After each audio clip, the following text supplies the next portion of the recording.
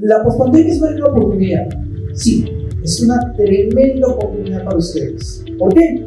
Primero, porque a comparación de la prepandemia, donde digamos que el status quo de las investigaciones ya se había mantenido, teníamos un largo historial de las investigaciones que eran importantes y sabíamos por dónde ir. En la actualidad, se abre un abanico nuevo, que en realidad siempre estuvo ahí, pero no lo veía, que es ver el contexto epidemiológico de la realidad.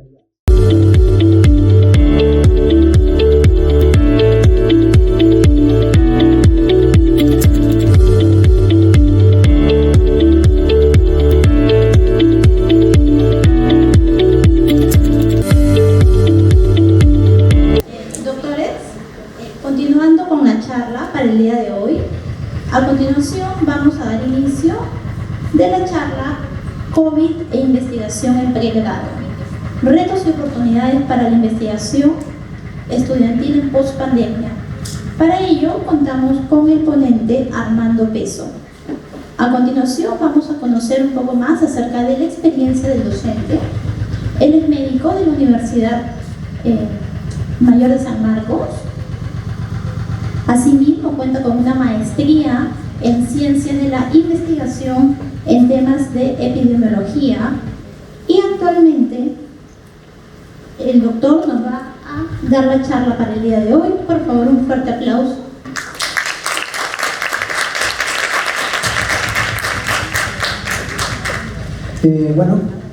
Buenos días ante todo. Muchas gracias por la invitación. Es un poco difícil empezar después de una tan buena ponencia como la anterior, pero a ver, vamos a tratar de hacer lo mejor posible. Me presento nuevamente, soy Armando Peso, soy egresado de San Marcos, de Medicina, y soy maestrando de Ciencias de la Investigación Epidemiológica de Cayetano. Actualmente laboro en el Instituto Nacional de Salud, en la Oficina de Investigación. Y bueno, algo que siempre me gusta presentarme es que también soy societario, como muchos de ustedes ahora.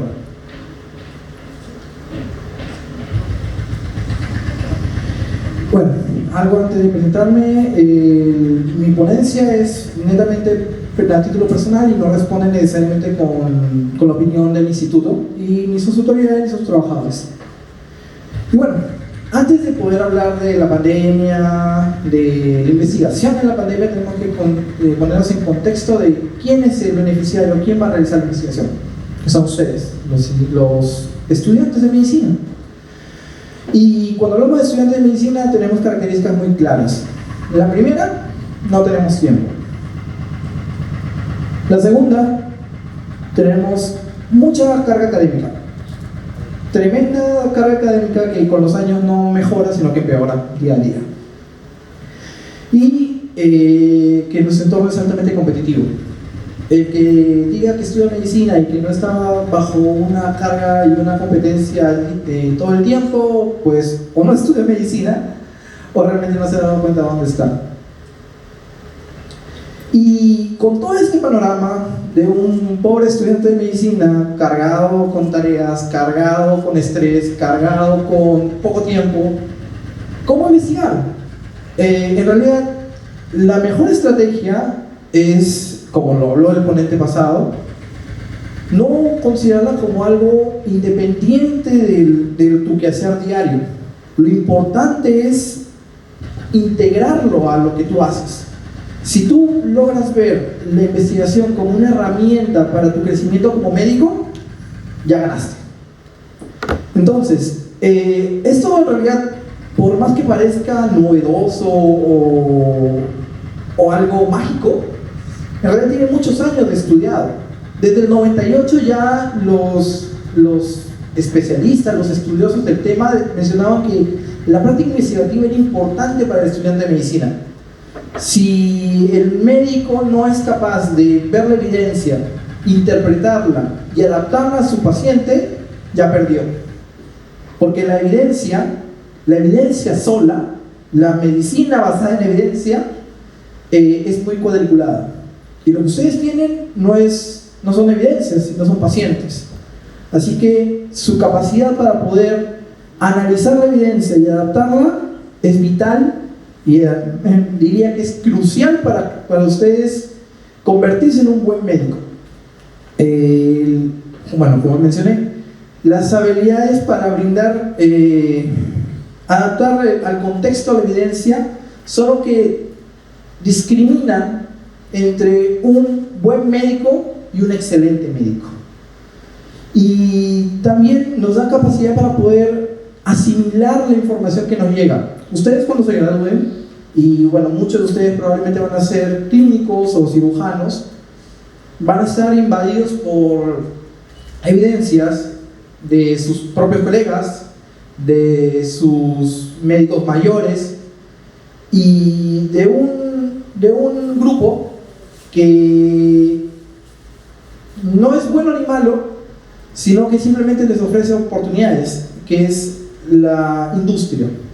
La industria va a querer mostrarles lo que ellos han hecho, que mucho de ellos es basado en evidencia, pero ustedes como médicos tienen que entender si es que esa evidencia que la industria les presenta es adecuada para su contexto, si es que sus pacientes son capaces de utilizar lo que les va a ofrecer la industria, porque la industria es una industria profesional.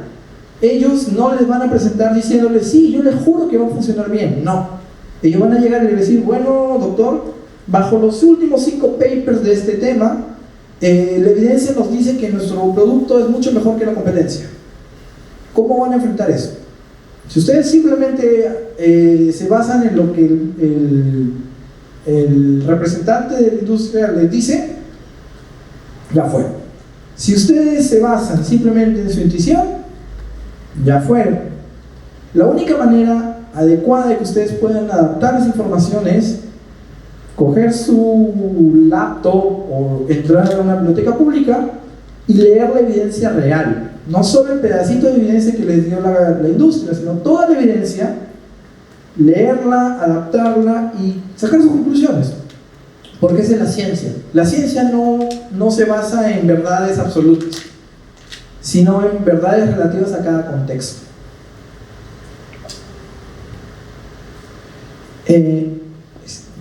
Ya.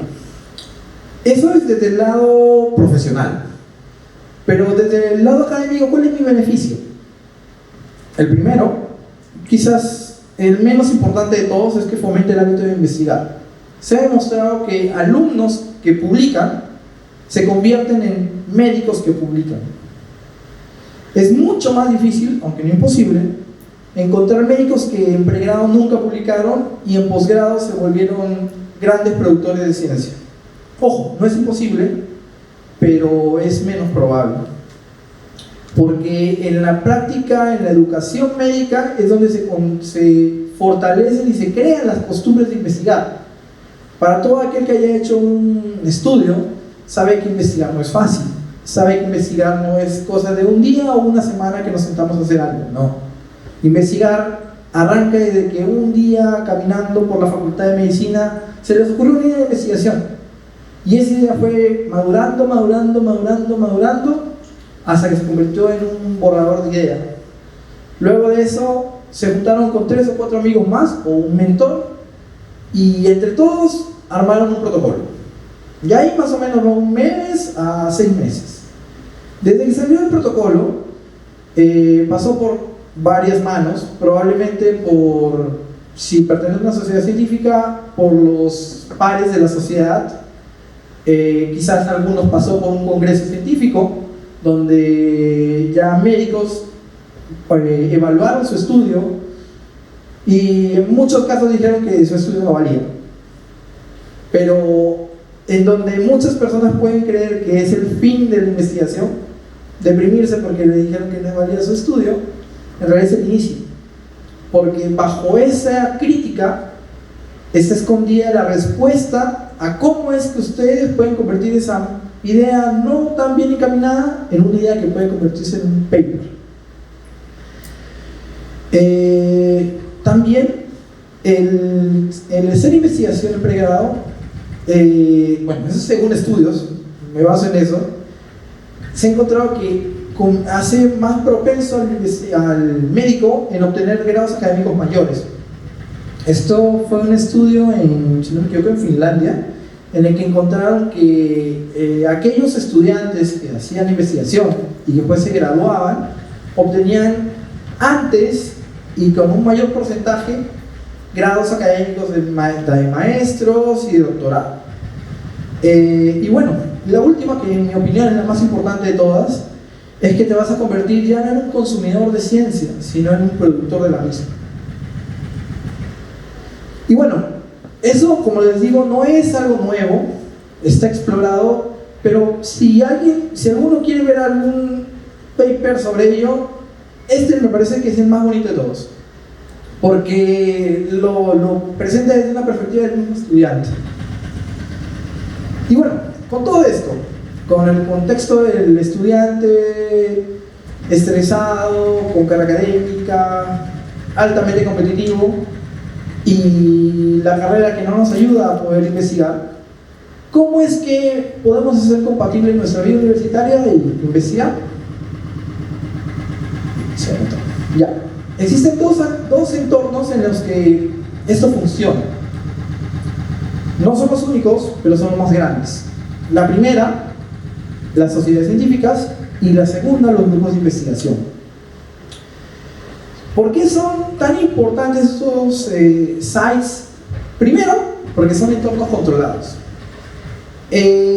No sé ustedes, pero en mi experiencia personal y en la de algunos compañeros que conozco, empezar cosas nuevas con tantas cosas que tenemos que hacer da miedo. Empezar en investigación da miedo. Entrar a tu primera cirugía da miedo. Atender a tu primer paciente da miedo. Entonces, ¿cómo es más fácil hacer esas cosas? Cuando estás apoyado por otras personas. En las sociedades son tus pares. En los grupos de investigación generalmente es un mentor. Bueno, como lo dije, están sustentados en el mentoring, ya sea el peer mentoring en las sociedades o la mentoría per se en los grupos. Y el gran giro que nos dan estos grupos es que nos facilita completar el ciclo de investigación. ¿Entiendes el ciclo de investigación? Desde que formas la idea hasta que sale la publicación. Bueno, el primer lugar en el que la mayoría de nosotros ha investigado es en las sociedades científicas. En el Perú hay más de 40 actualmente y sí siguen contando. Eso sin considerar los grupos que no pertenecen a la SOCIMEP, que también existen y que son muy, muy buenos y muy productivos también. Y cualquiera de ellos, independientemente de que sea una sociedad o que sea un grupo independiente de alumnos que hacen investigación, son instancias en las que ustedes van a poder conseguir gente que puede ayudarlos a crecer. ¿Y cuál es la ventaja de las sociedades frente a los grupos de investigación?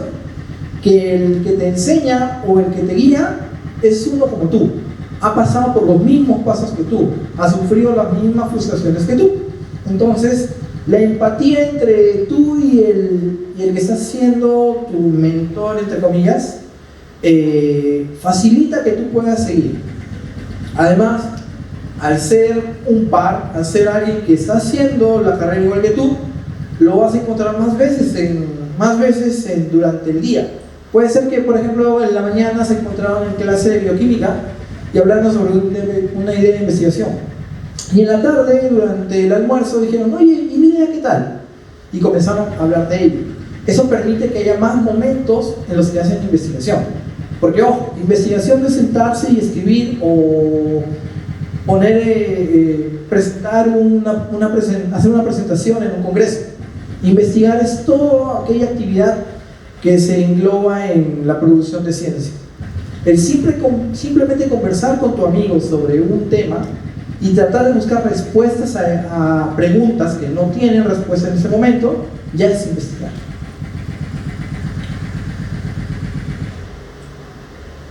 Bueno, de nuevo, esto no es nuevo, esto no es algo que se nos haya ocurrido hace poco.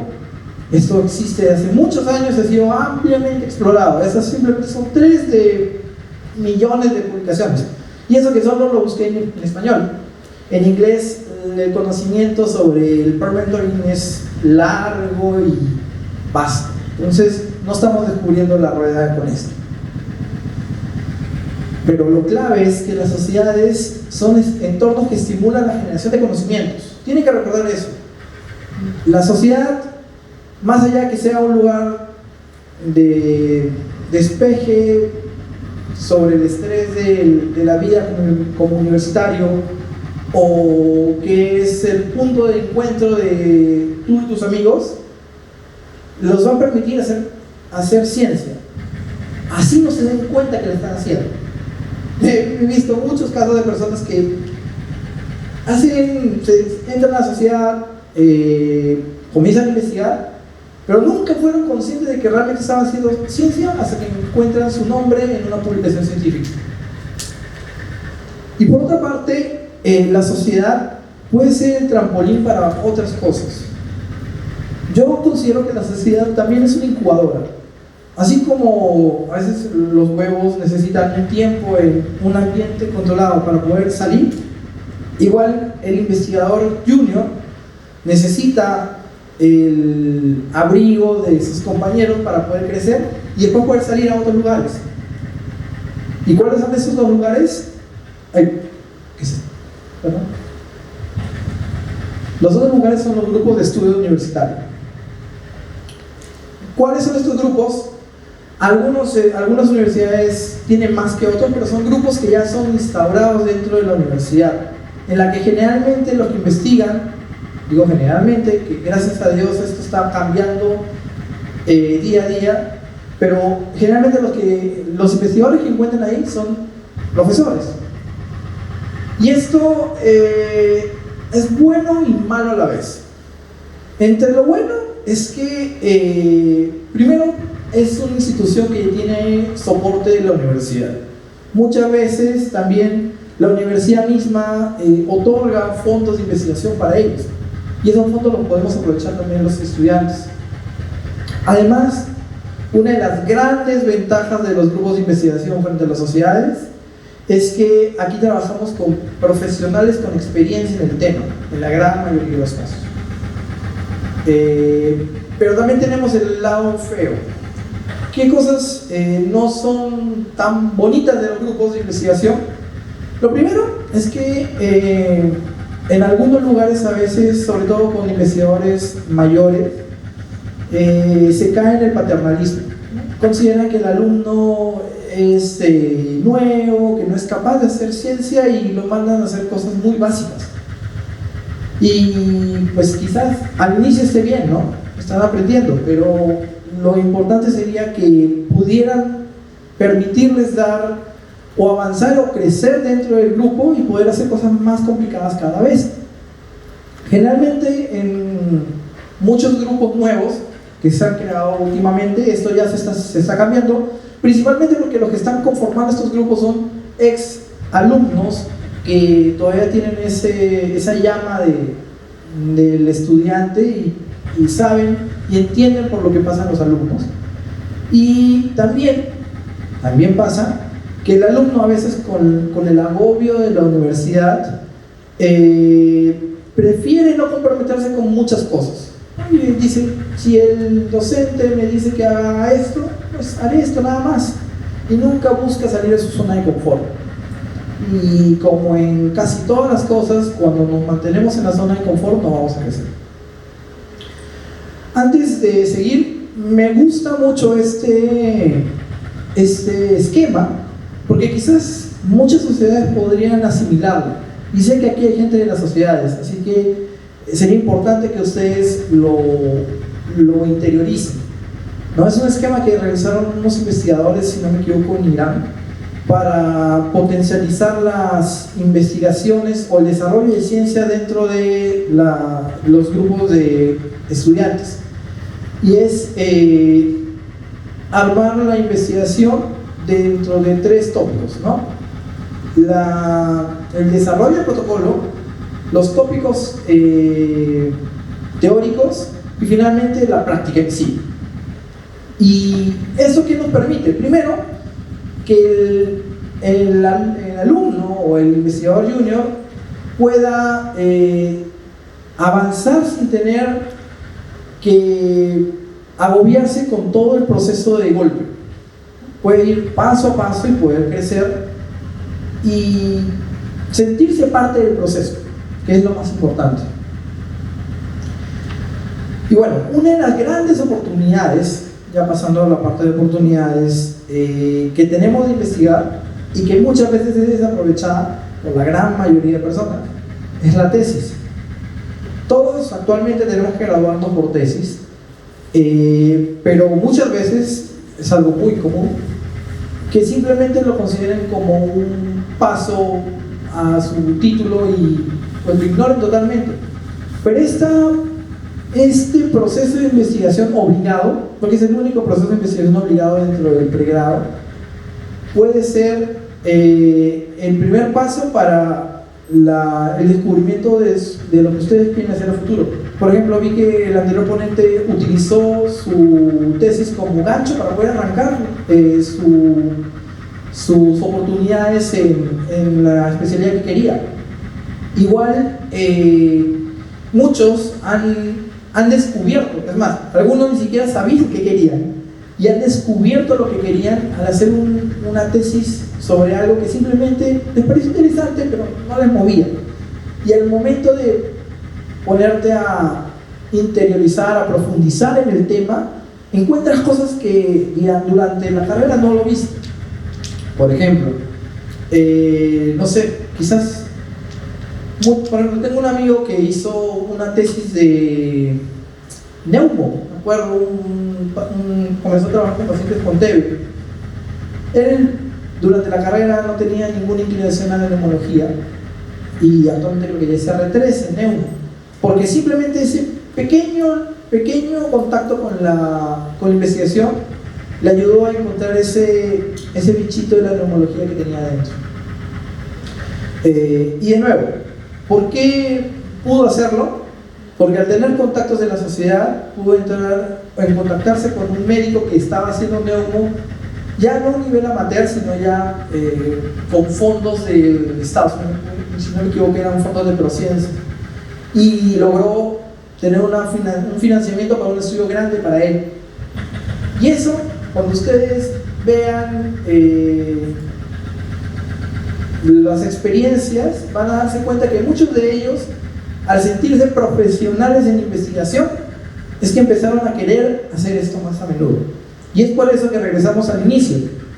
Es más probable que un alumno que hizo ciencia vaya a querer seguir haciéndola de ya profesional, porque encontró el placer de cerrar un ciclo de investigación y de saber cómo se siente ver tu nombre abajo de un título grande.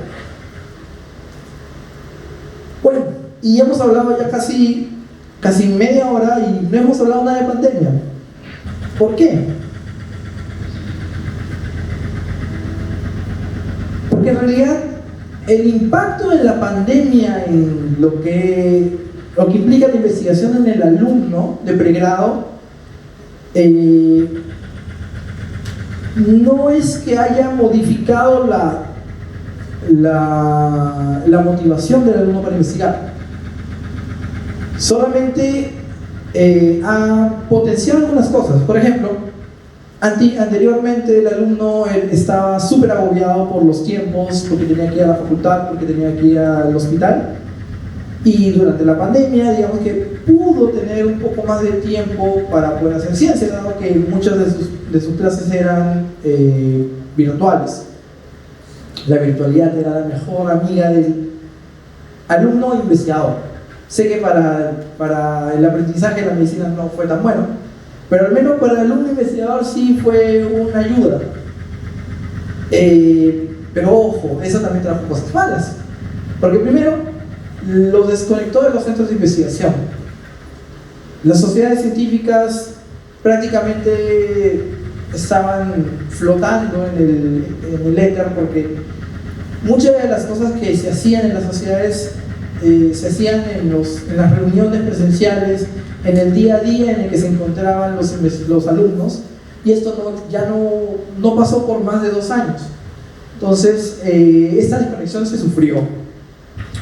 Y también al estar solo, al estar aislado, fuera del entorno controlado de un grupo de investigación o un grupo científico, pierdes motivación, ¿no? Al estar solo es más fácil que puedas distraerte con otras cosas antes de hacer ciencia. Esto estamos hablando en pandemia. En este momento estamos en el proceso de la nueva normalidad en el que estamos regresando a nuestro entorno, y quizás en este momento puntual el alumno está sufriendo un trauma de regresar a la presencialidad. Otra vez vamos a tener los horarios ajustados, la virtualidad ya casi no existe, pero las ventajas aparecen de nuevo, porque ya vamos a estar en contacto con nuestros pares y con los grupos de investigación, y espero que vuelva la motivación para investigar. Pero, ¿y el impacto real? El impacto que se puede medir de cómo es que la pandemia afectó la producción de alumnos, ¿se puede encontrar? Sí, sí, de manera indirecta, claro está, pero se puede encontrar. Esto en las publicaciones. De nuevo, las publicaciones son un score indirecto, lejano, un proxy a lo que nosotros quisiéramos ver, cierto, pero es algo más cercano, algo, como decir, es un indicador que nos permitiría ver de manera muy somera qué tanta motivación hubo en publicar. Y bueno, si vemos la tendencia desde el 2011, vamos a empezar a ver que hubo un crecimiento real, y que ese crecimiento en realidad no se afectó por la pandemia. Este estudio solo se llevó hasta el 2020, pero en una revisión rápida que hice justo hoy día antes de venir acá, esta tendencia, al menos en el 21 y el 22, no se vio afectada. En teoría los alumnos siguen investigando, y afortunadamente la tendencia en crecimiento sigue. Las conclusiones.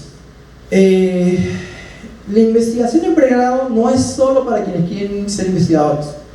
Ya hemos visto que no solamente te da herramientas para investigar, sino para poder enfrentarte a la realidad de ser médico. Las sociedades científicas son un buen primer paso. Ya queda en ti si te quedas ahí o das el salto a otros ambientes, otros entornos. Mi recomendación es que lo hagan.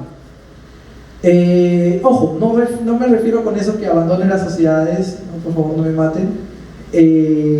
No, al contrario, deberían ustedes aprovechar la sociedad para hacer nexos con grupos y poder compartir con sus pares en las sociedades de nuevas experiencias de investigación.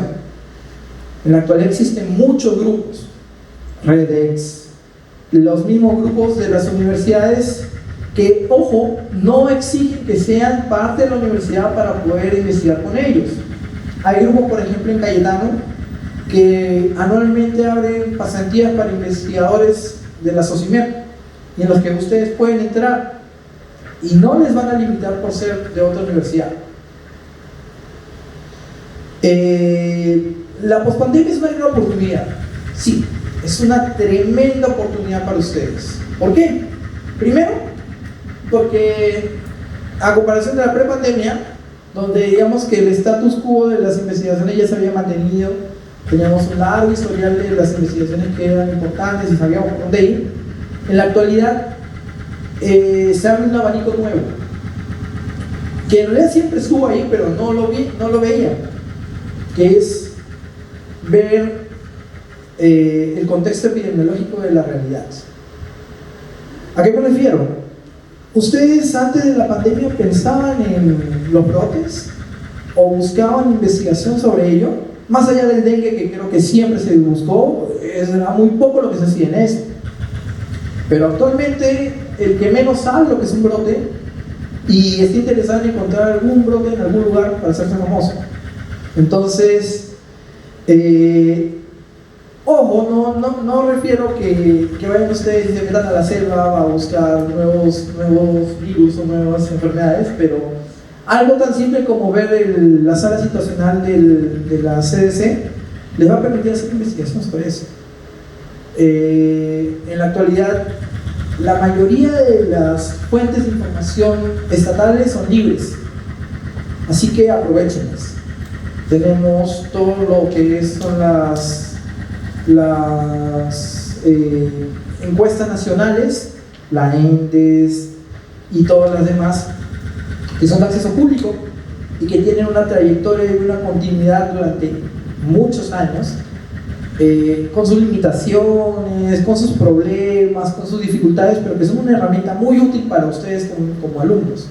¿Por qué? Porque como alumnos generalmente no tenemos muchos fondos para hacer investigación. Entonces, la mejor manera de hacer investigación desde pregrado es trabajar con bases secundarias. Las bases secundarias son sus mejores amigos para hacer investigación, chicos. También, desde que empezó la pandemia, existe una suerte de revitalización del deseo de investigar, ¿no? Con la pandemia muchos grupos se formaron en COVID principalmente, pero también en otros temas que estaban relacionados. Por ejemplo, hay estudios actualmente en curso de efectos del COVID en enfermedades que antes teníamos. Por ejemplo, hay estudios sobre stroke y COVID, hay estudios sobre enfermedades neumológicas y COVID, enfermedades inmunológicas y COVID. El COVID es el comodín de todos, pero se les va a permitir hacer investigación en lo que ustedes quieran y también la posibilidad de conseguir fondos. De nuevo, el enemigo del estudiante son los fondos. No tenemos casi fondos, pero si tienen una buena idea de investigación y se asocian con la gente que tienen que asociarse, pueden encontrar fondos, sobre todo para sus tesis. En la actualidad, Prociencia y algunas instituciones externas ofertan fondos para investigación de tesistas de pregrado. Una recomendación sana sería que cada cierto tiempo revisen la página de Prociencia, porque se ofertan o se presentan las campañas de tesis de pregrado, si no me equivoco, son 2 o 3 veces al año, y son buenas oportunidades para ustedes. Simplemente, como decía el ponente previo, no necesariamente tienen que asociarse con el gran investigador en el tópico que ustedes quieren, probablemente no lo encuentren. Lo que sí pueden encontrar es un gran especialista en el tópico que ustedes quieren.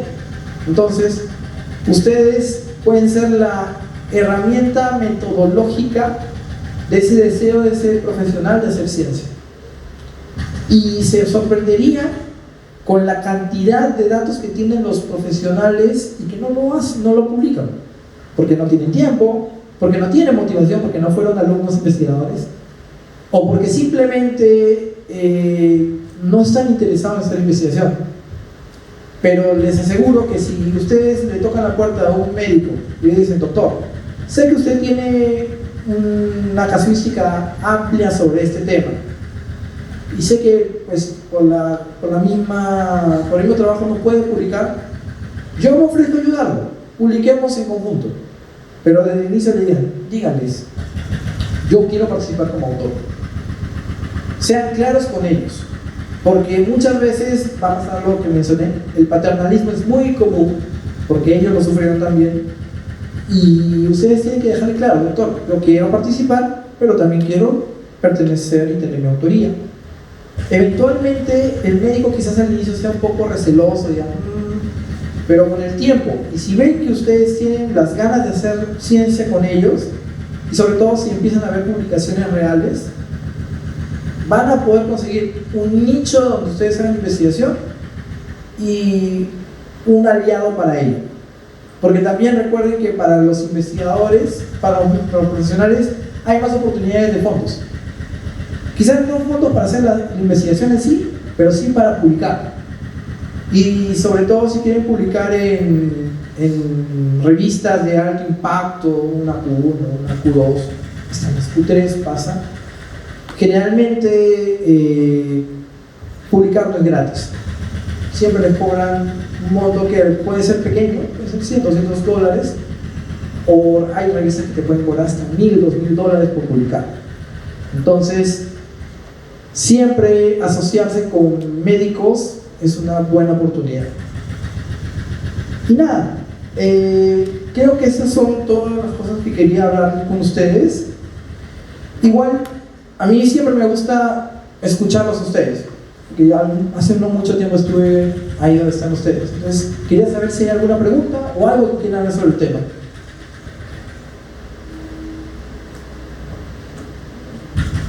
Bueno, entonces, si no hay preguntas, muchas gracias.